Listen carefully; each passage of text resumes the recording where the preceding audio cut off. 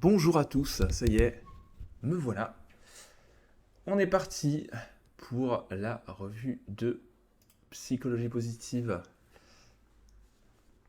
Alors, je reviens cette semaine. La semaine dernière, je n'ai pas pu la faire malheureusement. Et donc, je reprends tranquillement cette semaine avec deux articles qu'on va regarder tout de suite. Un article plus de recherche, plus scientifique, et puis un article plus de vulgarisation, mais qui s'appuie toujours sur des articles publiés dans des revues scientifiques, donc relus par des pairs. Alors, comment est-ce qu'on va faire? Très simplement, je vais vous montrer tout de suite de quoi on va parler aujourd'hui. Donc, de quoi est-ce qu'on va parler aujourd'hui? C'est assez simple. On va parler d'abord, alors probablement pas de cet article-là, justement. Je pense qu'on n'aura pas le temps et c'est pas forcément le plus intéressant des trois. On va surtout parler d'un premier article qui est une méga-analyse, des méta-analyses sur les interventions en psychologie positive. Donc toutes les démarches qui consistent à travailler pour être plus heureux, pour être plus épanoui, tout ça on va le voir. En fait ça a été traité dans cette méga-analyse, donc qui a pris plein de méta-analyses pour voir si c'était efficace et quel type d'intervention était plus efficace. Et puis ensuite, on verra cet article-là, en français, sur la détection du mensonge grâce à l'imagerie médicale. Voilà un petit peu le programme. Alors on va commencer par cet article donc, qui a été publié le 27 février 2023, que les auteurs m'ont gentiment partagé, je leur ai demandé. Et donc, puisque cet article n'est pas forcément accessible, donc c'est toujours pareil, hein, les articles de recherche, en général, quand vous demandez aux chercheurs de vous les partager, ils sont très contents de le faire, donc n'hésitez pas à leur demander directement sur ResearchGate par exemple. En l'occurrence, c'est ce que j'ai fait pour cet article. Donc en quoi il consiste? En fait, pour reprendre très rapidement, les méta-analyses, ce sont des articles qui vont reprendre un ensemble de publications sur un sujet donné, en faisant tout un système de tri, de comment est-ce qu'on sélectionne les articles, etc., pour qu'ils soient comparables et qu'on puisse les mettre en fait dans le même modèle mathématique et les analyser ensemble et voilà, que ça fonctionne. Et donc eux, ce qu'ils ont fait, c'est qu'ils ont été plus loin, ils ont fait une méta-analyse de méta-analyse, c'est pour ça qu'ils parlent de méga-analyse. En gros, ils ont pris plein de méta-analyses dans le domaine de la psychologie positive et ils ont essayé de voir ce qu'il en ressortait en termes d'efficacité.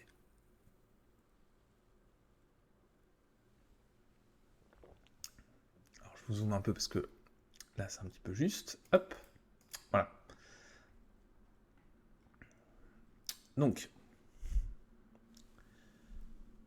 à la base, euh,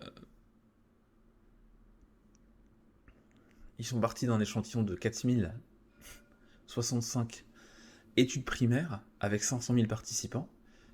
Et ensuite, ils ont refait une petite sélection dans ce corpus-là, on va le voir tout à l'heure. Spoiler, la conclusion, c'est que donc les PPI, c'est les Positive Psychological Interventions, donc les interventions, on va dire les outils, euh, les méthodes, les techniques d'intervention au niveau de psychologie positive, en fait, tout simplement. Donc quand vous verrez PPI dans l'article, c'est ça, hein, c'est les interventions qui relèvent du domaine de la psychologie positive. Et donc, ce qu'ils ont pu conclure, c'est que ces interventions avaient un effet moyen, petit à moyen, sur le bien-être, la qualité de vie. QL, c'est ici, là, c'est Quality of Life, donc la qualité de vie. Les forces, la dépression, l'anxiété et le stress. Et ces gains étaient maintenus partiellement 7,5 mois après l'intervention. Et ensuite, ils ont fait des catégories, qu'on va voir tout à l'heure, pour voir quel type d'intervention en psychologie positive était plus efficace, etc. etc. Donc ça, je vous le détaillerai après. Alors,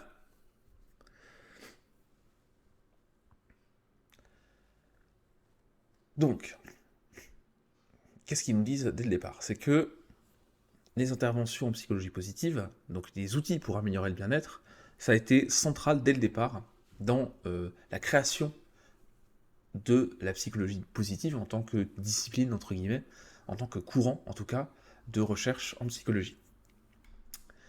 Alors, les exemples d'intervention en psychologie positive, qu'est-ce que c'est? Là, ils donnent quelques éléments. C'est par exemple la meilleure version de soi, l'utilisation des forces de caractère, le fait de savourer des expériences, de trouver, d'identifier les expériences de flux, et de les provoquer, d'être reconnaissant pour les expériences positives. Donc c'est la technique des 3 choses positives par jour, de la gratitude, le développement de l'optimisme, le travail sur les relations, la pratique de la bonté, euh, le développement du grit, donc c'est de la persévérance, le fait d'être courageux, de pratiquer le pardon, etc., etc. Il y a déjà eu des méta-analyses sur le sujet, et ces méta-analyses, elles avaient à peu près entre 27 et 51 études à chaque fois, et on avait des effets effectivement sur le bien-être, la dépression, l'anxiété, le stress, et un effet qui durait dans le temps. Et il y a aussi des méta-analyses sur des types d'interventions spécifiques du domaine de la psychologie positive. C'est-à-dire où on se concentrait sur un type d'intervention bien particulier. Donc là, ils redisent la même chose. En gros, ce qu'ont montré ces méta-analyses, c'est qu'à chaque fois, il y avait un effet sur le bien-être et sur des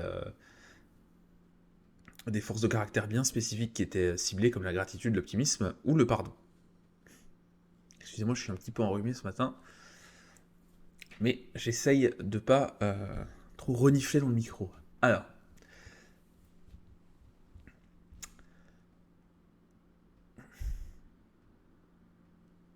donc, la psychologie positive, c'est pas mal développé parce que on a un effet sur le bien-être et que ça permet de travailler sur le stress, etc. Et c'est un domaine où on a eu beaucoup d'études, justement, parce que c'était la psychologie positive, donc ça a une petite vingtaine d'années. Il y avait le besoin aussi de me démontrer que c'était efficace, que c'était pas juste, on va dire, du développement personnel à la petite semaine, où on se fait plaisir en se disant ouais, super, je vais mieux, je travaille sur moi-même, etc. Mais en mettant en place, en développant des outils qui avaient vraiment un effet mesurable. Et donc ça s'est beaucoup développé. Et ce que certains auteurs ont pu dire, donc là comme Schuller qui cite ici dans l'article, c'est qu'en fait, des interventions qui relèvent théoriquement de la psychologie positive, des outils qui ont été développés en fait, qui relèveraient de la psychologie positive, ça a déjà été fait avant. C'est-à-dire que avant que la psychologie positive se constitue en tant que discipline, on avait déjà des outils, parfois depuis très longtemps, qui existaient, qui en fait peuvent être catégorisés comme outils relevant de l'approche de la psychologie positive. C'est-à-dire que les outils, les méthodes existaient avant qu'on conceptualise la psychologie positive. Et donc certains auteurs ont élargi un petit peu la définition des interventions de psychologie positive. Et donc Schuller les définit comme ça, comme des interventions qui ont pour but l'amélioration du bien-être. Et cette amélioration du bien-être, elle est atteinte à travers des voies, des moyens qui sont cohérents et qui rentrent dans la théorie de la psychologie positive, peu importe si ces interventions ont été développées avant la conceptualisation et la constitution de la psychologie positive en tant que discipline. L'amélioration du bien-être, en fait, cet objectif-là, il peut être aussi mesuré de plein de manières différentes. On a des échelles, j'en parle souvent sur le blog, hein. Vous avez différentes échelles qui existent de psychologie positive, psychologie positive de mesure du bien-être. On peut mesurer le bien-être hédonique, le bien-être eudémonique. Eudémonique, c'est le sens dans la vie, hein. On peut mesurer le bien-être subjectif, donc à travers des auto-évaluations, le bien-être psychologique, on peut mesurer la qualité de vie. Donc là, on a plein de facteurs dans la qualité de vie. Bref, on a plein de mesures aussi qui permettent d'évaluer ça. Donc, on a potentiellement des outils qui ont été créées avant que la psychologie positive existe en tant que discipline, et on a des mesures qui existaient aussi avant que la psychologie positive existe en tant que discipline. Donc en gros, on a les éléments pour prendre des études avant, on va dire avant 98, ou même avant le début des années 2000, avant que la psychologie positive soit très très largement répandue. Et dans ces études, on trouvera des mesures du bien-être et du bonheur, et on trouvera des outils qui sont cohérents avec la théorie de la psychologie positive. Donc ça, c'est pour vous dire, parler des critères d'inclusion un petit peu des études. Ici, je coupe 2 secondes le micro pour pouvoir me moucher.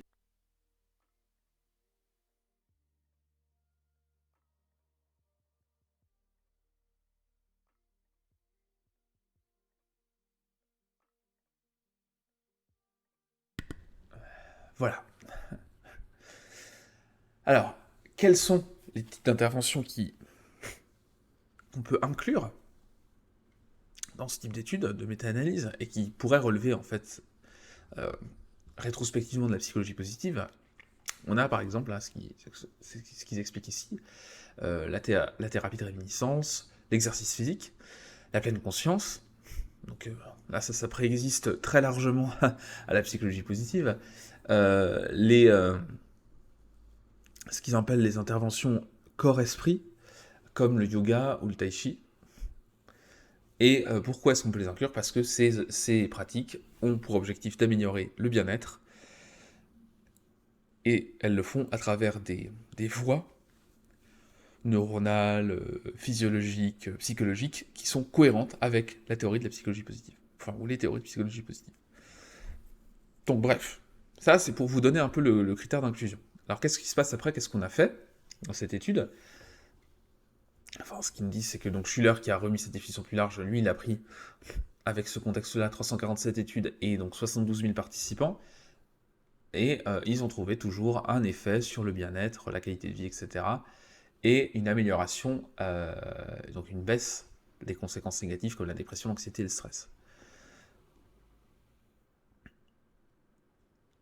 Ensuite, il y a une autre méta-analyse en 2021 qui, donc des auteurs en question, hein, parce que Carr, attendez, si je me souviens bien, voilà, ils avaient fait une étude en 2021, une méta-analyse, enfin en tout cas un des auteurs, une partie des auteurs, mais les interventions qu'ils avaient inclus ne recouvraient pas tout le spectre d'interventions potentiellement relevant de la psychologie positive. Par exemple, ils avaient exclu des interventions de pleine conscience, des interventions comme le yoga, le tai chi ou le qigong, l'exercice physique, etc. C'était exclu à moins que ça fasse partie d'un dispositif où il y avait ça, plus une intervention plutôt psychologique relevant de la psychologie positive, etc. Mais pas, ils n'ont pas pris d'étude où il y avait que ça. Cette étude-là, donc, qui sont publiées en 2023, elle essaye de corriger ça en faisant une inclusion beaucoup plus large.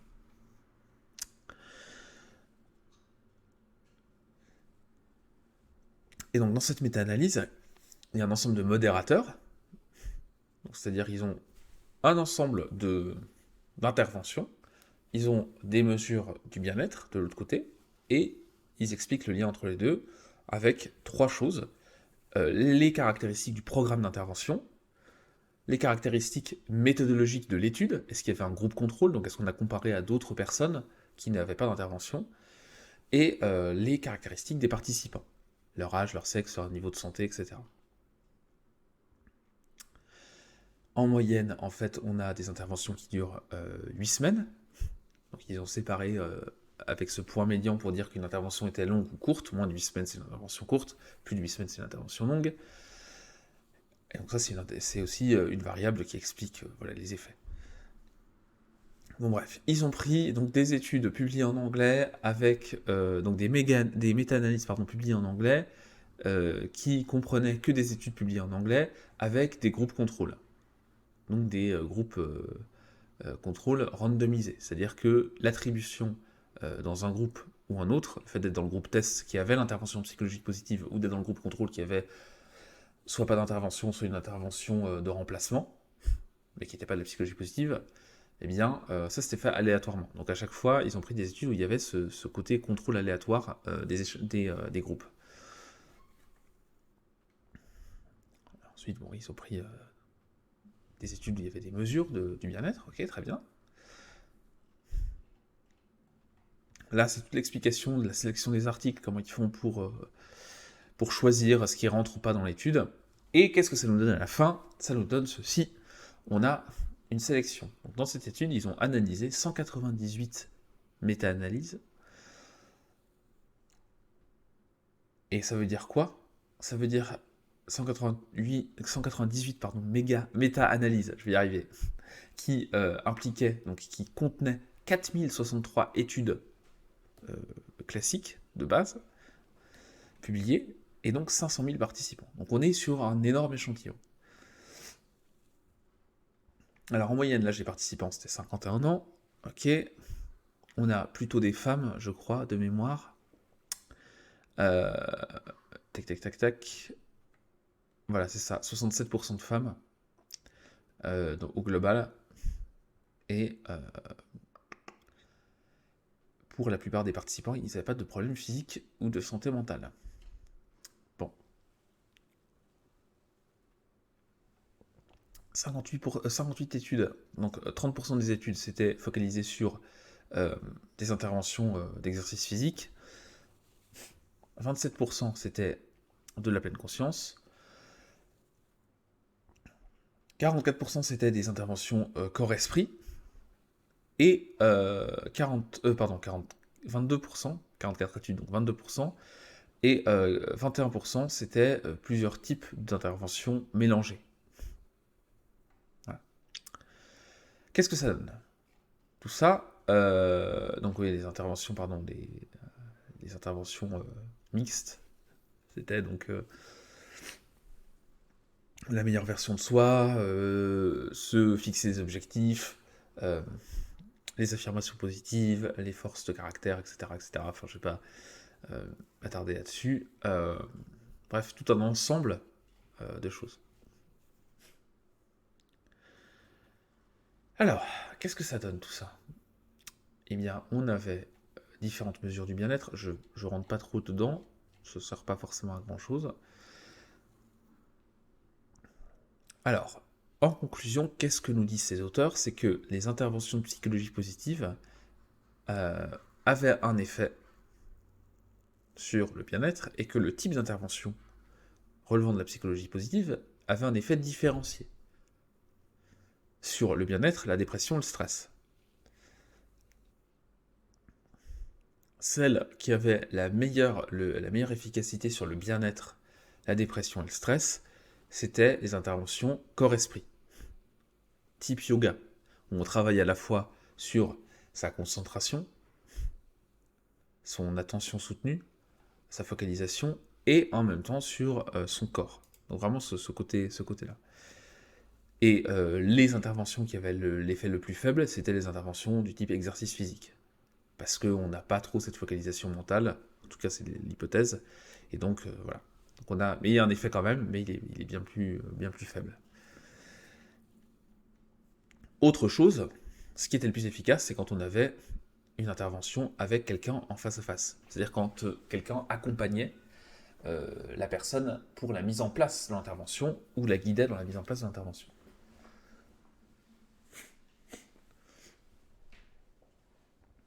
Et aussi, c'était plus efficace, ces interventions psychologiques positives, quand c'était plus long. Une intervention très courte a moins d'effet qu'une intervention plus longue, donc plus de 8 semaines.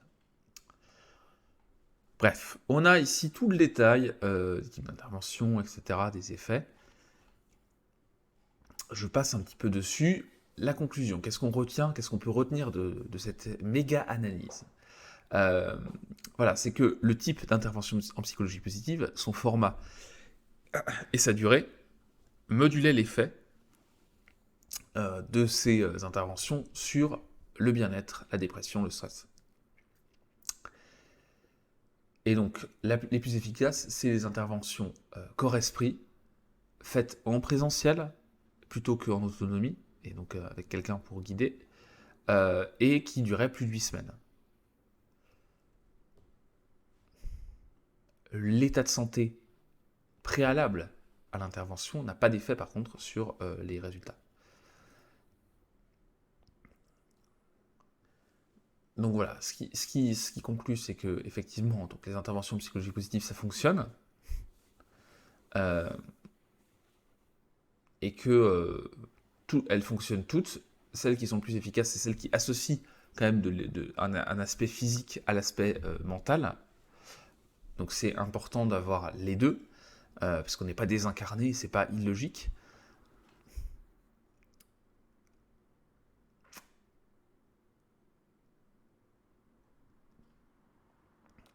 Et ce que ça nous dit, c'est que le yoga et le tai chi, c'est des interventions quand même plutôt efficaces. Et donc qui prédatent évidemment de la théorisation de la psychologie positive. Alors ça ne veut pas dire que les interventions classiques et par exemple les outils que je relais sur se réaliser du type meilleure version de soi, travail sur des forces, etc., ça peut dire que ça n'a pas d'effet. Ça a un effet, et c'est un effet mesurable, positif, euh, mais ça a un effet moins important que l'effet que peut avoir une pratique qui associe le corps et l'esprit sur le bien-être, la réduction du stress, etc. Ce qu'on peut en tirer, en tout cas moi ce que j'ai envie d'en tirer comme conclusion, c'est que quand on essaye d'améliorer sa santé mentale, quand on essaye d'optimiser son bonheur, son efficacité aussi, pourquoi pas, ça marche mieux quand on agit sur plusieurs paramètres. C'est-à-dire que laisser en dehors la santé physique, laisser en dehors le travail physique, c'est toujours une mauvaise idée. Faire que ça ne va pas forcément améliorer massivement la santé mentale, mais faire que un travail psychologique, qu'un travail abstrait, mental, intellectuel, c'est bien, ça a un effet, mais c'est pas suffisant. Pour avoir un bon équilibre de vie et pour que ça soit bien efficace sur le bonheur, il faut aussi être bien dans son corps, il faut aussi bien dormir, agir, etc. Donc, la moralité de l'histoire, c'est que les interventions de psychologie positive, ça fonctionne, et que si on veut optimiser les choses, il faut faire à la fois un travail mental et un travail physique. Comme ça, on met toutes les chances de son côté.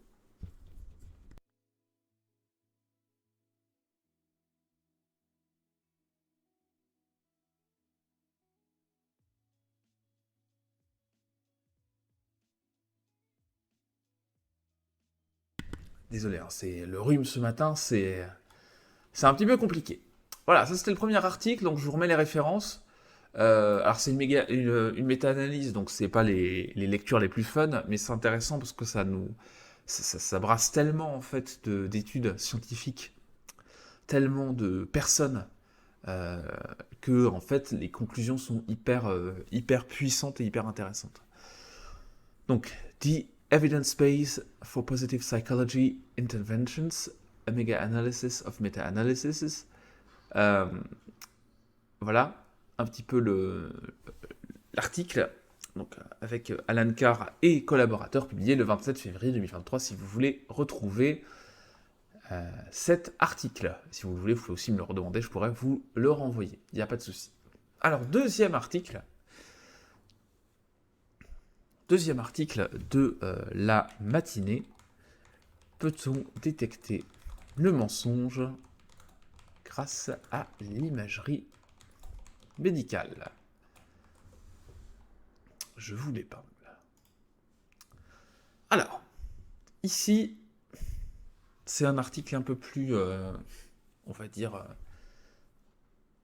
c'est un article un peu plus de vulgarisation, puisque c'est un article qui est un extrait de livre entre deux chercheurs, un chercheur en neurosciences et politique publique à l'INSERM, Fabien Borzak, j'ai toujours du mal à prononcer ces noms de famille de l'Est, je ne sais jamais si je prononce bien, et Philippe Méney, qui est professeur, ou Ménei, professeur de neurochirurgie au CHU d'Angers, qui est à l'INSERM aussi. Alors, cet article d'ailleurs, c'est un peu bizarre parce que j'ai pas le. Peut-être vous le mettre là. Comme ça, j'aurai le. Ah, bah j'ai plus le surlignement. Eh ben, c'est pas grave, on y va. On y va comme ça. Je sais à peu près ce que j'avais surligné dans l'article. Alors, euh, ce qui est intéressant dans cet article, de quoi il parle? Il parle des progrès de l'imagerie médicale On avait déjà parlé un petit peu dans une précédente revue de psychologie positive. Et donc, on a ici un extrait d'un livre entre donc, les deux auteurs ici, et l'évolution de l'imagerie et ses conséquences, notamment dans le domaine de la justice et du droit. Donc on parle surtout d'IRMF ici, donc l'imagerie par résonance magnétique fonctionnelle, qui permet de visualiser donc ce qui dit ici les zones du cerveau activées lors d'une tâche donnée. Alors la question c'est, est-ce qu'on peut utiliser l'IRMF pour la détection de mensonges? C'est la question qui est posée ici. Alors, petit historique, avant l'IRMF, vous avez sans doute vu ça déjà dans des séries américaines, on a le détecteur de mensonges. Le détecteur de mensonges, en quoi ça consiste? Le polygraphe, comme on dit aussi, son nom un petit peu plus, je ne sais pas si on peut dire scientifique, mais voilà, en tout cas son nom spécifique. En gros, vous êtes attaché et on va voir une mesure de réaction physiologique, de critères physiologiques, donc qui sont la fréquence cardiaque, la conductance cutanée, donc c'est la conductance électrique, la fréquence respiratoire, la température corporelle, la pression sanguine, et éventuellement le diamètre pupillaire. Ça, c'est quand on veut vérifier la réaction émotionnelle. Alors, normalement, le détecteur de mensonges, la dilatation de la pupille, on ne le mesure pas toujours, mais voilà. Là, ici, surtout, c'est la transpiration, donc la conductance cutanée. Vous transpirez, donc vous avez un peu d'humidité dans la main, donc le courant électrique se diffuse, enfin circule plus vite. Alors évidemment, c'est pas fiable. Hein, on peut deux interprétations. Soit on dit que vous êtes très entraîné et donc vous pouvez vous entraîner à pas avoir de réaction, vous contrôlez, vous êtes en maîtrise, en contrôle. Soit vous êtes très émotif et donc même le stress de la situation lui-même, va faire que vous allez, on va dire que vous mentez alors que non. Donc en France, ça n'a pas de valeur évidemment auprès des tribunaux et c'est pas du tout utilisé depuis très très longtemps. L'IRMF, c'est exploré comme moyen d'étudier le mensonge, enfin de détecter le mensonge depuis 2001, en tout cas dans les recherches. Voilà, donc là, aux États-Unis, on a même des boîtes qui disent qu'on peut utiliser ça, l'IRMF, comme détecteur de mensonges.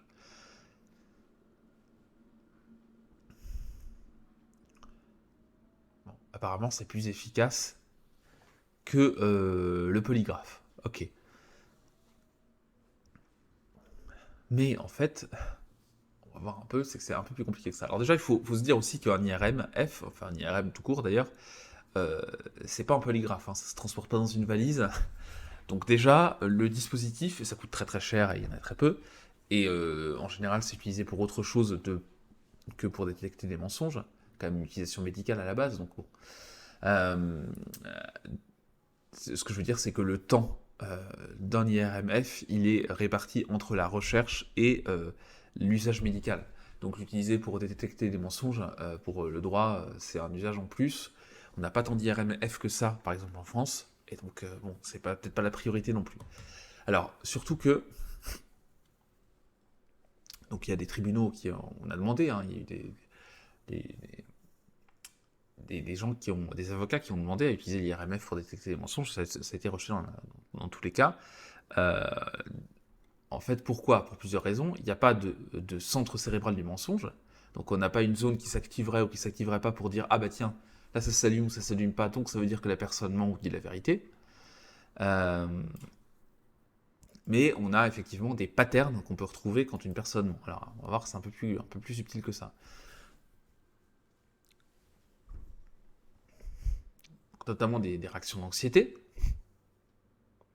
Et ces réactions d'anxiété, évidemment, elles sont indépendantes du fait de mentir ou pas, ça peut être le stress de la situation. Et donc, identifier des processus cognitifs complexes spécifiques au mensonge, en IRMF, eh bien, c'est un peu le même esprit que la polygraphie, c'est-à-dire que on a des réactions qui ne sont pas spécifiques au mensonge, mais qui arrivent si on ment en situation d'interrogatoire et qui peuvent arriver parce qu'on ment, mais pas forcément. Ça peut aussi arriver parce qu'on est stressé. Alors, depuis, il y a une nouvelle approche. Il y a eu des recherches en fait sur le sujet, hein. Donc dans ces nouvelles recherches, on a pu observer que le mensonge peut être détecté à travers un effort cognitif et de contrôle élevé, particulièrement une activation du cortex inhibiteur frontal droit. Donc là, ici, c'est une étude. L'étude, c'est voilà, Line Scanner. Et donc là, c'est une étude sur l'IRMF et l'activation de certaines zones quand on... Bon. Qui a été publiée en 2012. Alors, ceux qui ont utilisé dans ces études-là, les auteurs avancent, ce courant en tout cas d'études, qu'on peut détecter le mensonge avec une fiabilité supérieure à 90%. Enfin, dans 90% des cas, en gros, on détecte le mensonge. Alors, le problème, et c'est ce qu'ils expliquent juste après, c'est que comment ça se passe? On est dans des expériences en laboratoire, contrôlées, avec une situation qui n'est pas une situation de procès, et on imagine que le détecteur de mensonges, on l'utilise dans des situations de procès où il y a des enjeux, voire des enjeux très importants. Et les tâches qui sont utilisées en laboratoire sont des tâches simples.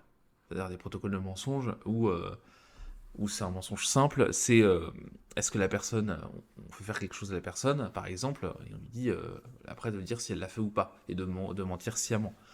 C'est beaucoup plus compliqué dans une situation de mensonge complexe, ce qu'ils expliquent là, plus le contexte judiciaire stressant. Donc là, on complexifie énormément les choses, et donc dans ces études, ce qu'ils ont fait, c'est qu'ils ont fait plusieurs catégories de tâches de mensonges, 6 catégories. Plus la tâche était simple, éloignée de la réalité, plus il était facile d'identifier les zones cérébrales activées lors de l'intention de mentir, et lors du mensonge.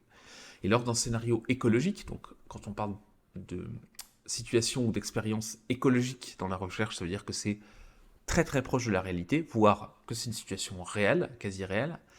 Donc lors d'un scénario écologique, c'est-à-dire en neuropsychologie plus proche de la vie réelle, il est plus difficile d'identifier l'activation de ces zones, tout simplement parce que les processus mis en jeu dans un mensonge complexe sont plus diffus au niveau du cerveau.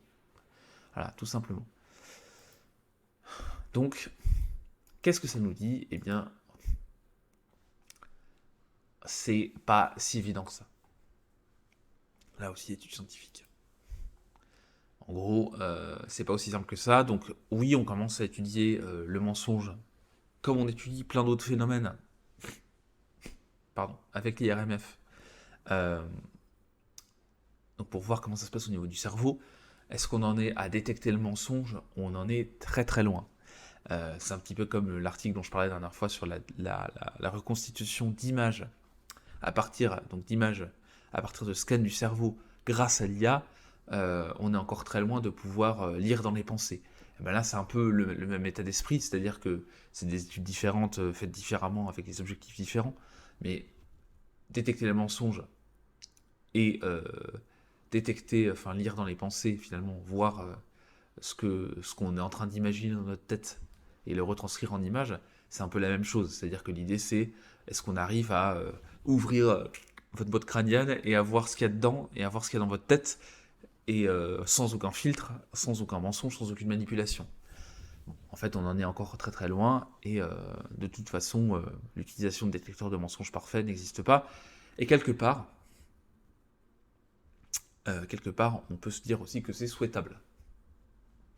Parce que si on avait un dispositif très simple, léger, portatif, qui permettait de détecter le mensonge de manière systématique, il y a de fortes probabilités que tout le monde l'utilise tout le temps. Et donc, est-ce qu'on a envie de vivre dans une société où personne ne peut jamais mentir sur rien? Je suis pas sûr. Ou en tout cas, ça implique un shift sociétal très très important.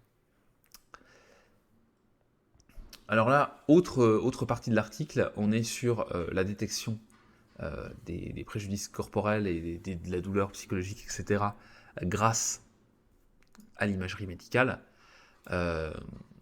Donc là aussi, hein, comment est-ce qu'on détecte des traumatismes crâniens légers grâce à l'imagerie? C'est pas toujours évident. mais on peut de plus en plus se quantifier. Donc là, par exemple, alors on parle de micro-traumatisme, évidemment, quand vous avez un traumatisme crânien massif, il n'y a pas de problème, hein, on le voit, on le voit à l'imagerie médicale, c'est pas un souci. Lorsqu'on a des traumatismes crâniens plus légers, de petite taille, eh bien, on commence à avoir des éléments pour les détecter. Donc là, il parle de signal, d'IRM spécifique qui permet de voir en fait des dégradations d'hémoglobine et donc en gros des micro-saignements dans le cerveau. Donc ça peut apparaître dans certains cas, les diabétiques, ceux qui font de l'hypertension, etc. On a une autre technique liée avec l'IRMF qui permet elle aussi de détecter ça. Donc on arrive de plus en plus à voir même les micro-lésions, les micro-dommages au niveau du cerveau. Et aussi les problèmes de connectique cérébrale. Parce que, en fait, quand vous avez par exemple, des traumatismes, des douleurs aussi, qui sont des douleurs psychosomatiques, c'est pas parce qu'elles sont psychosomatiques qu'elles sont juste de l'imagination, ça peut être des circuits neuronaux qui fonctionnent pas bien. Et ça, on arrive aussi de plus en plus à le détecter. Voilà. Et notamment, pourquoi c'est important? Alors là, cet article-là, il est par rapport au droit parce que, en fait, la difficulté, là, ici, c'est que les préjudices par une expertise dans la réparation de dommages corporels incomplètes, voire silencieuses concernant les déficits liés à des anomalies du connectome cérébral, en particulier de l'hémisphère droit, donc en fait des déficits de fonctionnement neurologique. Et ça peut passer inaperçu dans un examen neurologique standard, et donc c'est important d'utiliser ces nouvelles techniques pour détecter ce genre de troubles. Voilà. Parce qu'en fait, on peut avoir un problème de fonctionnement du cerveau qui peut provoquer un handicap, mais qui n'est pas forcément lié à une lésion organique visible. Même chose pour la douleur, on commence à avoir des manières de détecter si une douleur est réelle ou imaginaire. Et bien justement, la neuroimagerie peut effacer. C'est la question qui est posée. Est-ce qu'on peut effacer ça? Oui. Parce qu'en fait, les patients souffrant de douleurs chroniques présentent non seulement des altérations de la structure, mais aussi de la connectique cérébrale. Les réseaux cérébraux altérés ne sont pas seulement impliqués dans le traitement de la douleur, mais également dans d'autres tâches sensorielles et aussi cognitives. Donc, on commence à avoir aussi là des manières de le détecter. Alors, avec des techniques, je passe les détails de l'IRM qui sont alternatives, parce qu'en fait, dans l'IRM, c'est pas quelque chose qui donne des photos comme ça, hein, c'est des algorithmes qui analysent des champs magnétiques, etc. Enfin, il y a tout un process qui est assez compliqué et que je maîtrise pas forcément non plus. Hein. Et donc, il y a différentes techniques qui permettent de détecter différentes choses avec le même outil physique, mais l'algorithme qui est derrière, qui va travailler, et les filtres qu'on va mettre, le traitement, en fait, va pas être le même. Et donc ça aussi, du coup, le stress post-traumatique, on peut le détecter. On peut le détecter, mais ça reste évidemment problématique. Ce qu'ils disent, hein, c'est que bien que les mécanismes neuronaux du stress post-traumatique ne soient pas entièrement compris, des recherches considérables ont été consacrées à l'étude des changements anatomiques dans le cerveau qui surviennent avec cette condition. L'IRM standard peut montrer des modifications du volume de nombreuses régions du cerveau, et l'IRM fonctionnel montre des changements dans l'activation lorsque les sujets sont exposés à des stimuli liés à un traumatisme.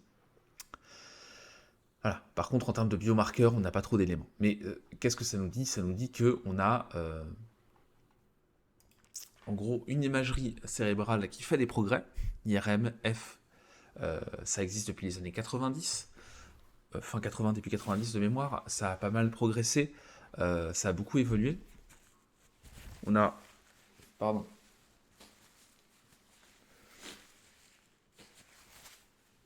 On a des nouvelles techniques qui ont été développées, des nouveaux processus d'analyse, des recherches qui ont été faites sur le sujet. Et donc maintenant, on arrive à mieux comprendre pas mal de fonctionnalités et de fonctions cognitives grâce à ça. Et donc, la question se pose évidemment de quantifier les choses et dans un procès pour calculer des dommages et des compensations financières et des niveaux de handicap aussi. Taux de handicap, eh bien, on peut de plus en plus utiliser l'imagerie cérébrale avec évidemment toutes les limites que ça peut avoir. en termes de coût, en termes d'accès et en termes de précision. C'est jamais du 100%, voilà, mais sur certaines choses, on est quand même de plus en plus précis. Voilà un petit peu l'idée de cet article sur l'imagerie médicale et notamment, entre autres, le mensonge, mais aussi les dégâts en termes de douleur, de syndrome de stress post-traumatique, etc. Voilà ce que je voulais voir avec vous ce matin. Je suis désolé de mon état de santé, si j'ai un peu reniflé dans le micro, c'est pas très agréable, je sais. Mais bon, j'ai un petit peu enrhumé ce matin, donc voilà, je voulais pas zapper une semaine encore à cause de ça. Ça aurait été un peu dommage. Donc voilà, j'espère que ça vous a intéressé. Si tout va bien, quand tout va bien,